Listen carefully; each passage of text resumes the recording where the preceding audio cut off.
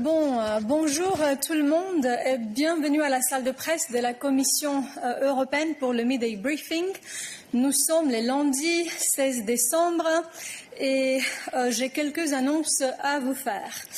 First, we will start with the calendar of President Ursula von der Leyen, because we did not have a midday briefing on Friday when we would normally cover this point. So let me start by giving you an overview of the President's agenda for this week. The President is on her way to Strasbourg for the European Parliament plenary. And today in the afternoon she will meet the President of the European Parliament, Mr. David Sassoli. And she will also meet with Mr. Manfred Weber, the chairman of the European People's Party group in the European Parliament. Tomorrow, on Tuesday, President von der Leyen will chair the College of Commissioners meeting in Strasbourg, as she always will do during the plenary there. And on Wednesday, the President will address the European Parliament's plenary on the 10th anniversary of the Lisbon Treaty and on the conclusions of the European Council meeting of last week.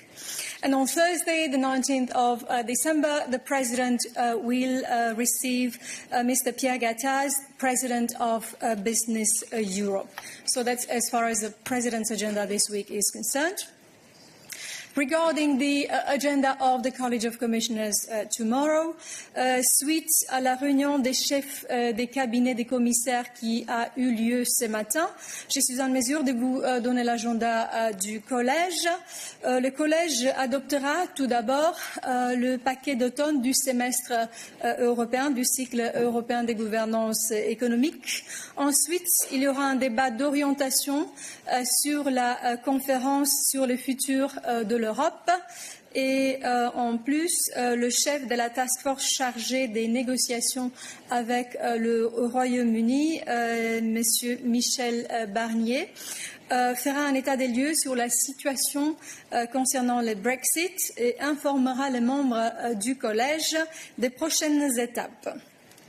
Le compte rendu de la réunion du Collège aura lieu demain à 15h30 à Strasbourg.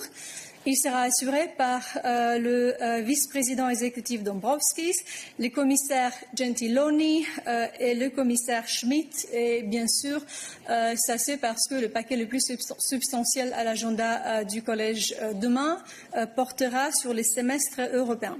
Comme toujours, vous allez avoir la possibilité de suivre les readouts du Collège de cette salle de presse et de poser vos questions éventuelles. Ensuite, President von der Leyen sent a letter of congratulations to British Prime Minister Boris Johnson following the elections in the UK last week.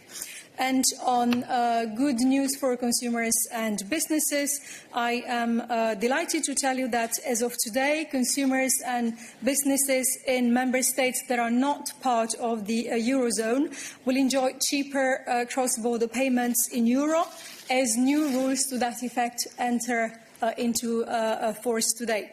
These rules will ensure that all cross-border payments in euro in member states that are not part of the Eurozone will be priced the same as domestic payments with no additional cost. This is a concrete example of how the single market can improve everyday life. And on continue avec les bonnes nouvelles, cette fois-ci dans l'agriculture. Le rapport mensuel sur le commerce agroalimentaire publié aujourd'hui montre qu'au mois de septembre 2019, le commerce agroalimentaire de l'Union européenne a enregistré son excédent commercial mensuel le plus élevé à 3,7 milliards d'euros. Les exportations agroalimentaires de l'Union européenne ont augmenté de 18% par rapport au même mois de l'année dernière, tandis que les importations ont augmenté de 6%. En valeur, les augmentations les plus élevées pour les exportations mensuelles ont été enregistrées pour la Chine, les États-Unis et le Japon. Vous trouverez plus d'informations dans notre Daily News publié déjà. Et finalement, good news for Czechia under cohesion policy. The European Commission has approved a cohesion investment of over 223 million euros. This will enable the purchase of 36 cars for high-speed railway passenger transport in South Moravia. These new wagons, which will count for more than 10,000 passenger seats, will replace old vehicles, offering passengers safer, faster and more comfortable journeys, and presumably greener as well. Avec cela, je suis prête à répondre à vos questions. Oliver.